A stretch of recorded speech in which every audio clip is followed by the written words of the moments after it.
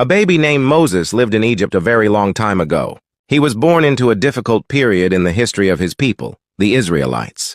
Their growing numbers alarmed Egypt's pharaoh, who held the position of king. Thus he imposed a malevolent law requiring the removal of all Israelite infant boys. However, Moses' mother wished for her child to be spared from that, so she devised a daring scheme. She gently positioned the basket with Moses amid the reeds beside the Nile River. While taking a bath in the river, the pharaoh's daughter discovered the basket. She chose to tend to the weeping infant out of compassion for him.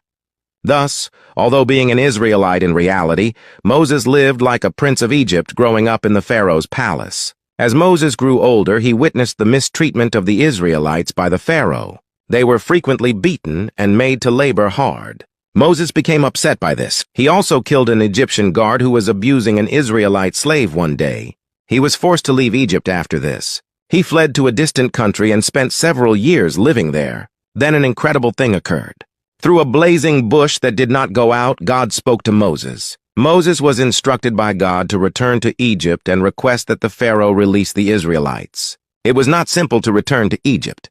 The Pharaoh refused to hear what Moses had to say. To persuade the Pharaoh, God dispatched 10 plagues. There were bugs everywhere, frogs everywhere, and during the day it was gloomy. Following the final and most tragic plague, the king eventually consented to release the Israelites. The Israelites were led by Moses out of Egypt, but their voyage was far from ended. The Pharaoh had second thoughts and sent his army after them when they reached the Red Sea. Moses, though, had faith in God. When he extended his hand, a remarkable thing occurred.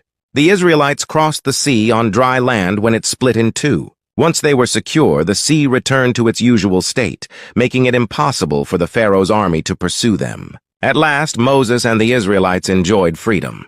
They had to go far to arrive at Sinai, a unique peak. It was there that God gave Moses the 10 Commandments, which contained crucial guidelines for living and treating people nicely. Miracles and exciting events abound in the life of Moses. From being a newborn in a basket, he developed into a great leader who guided his people toward freedom and a life of kindness and justice.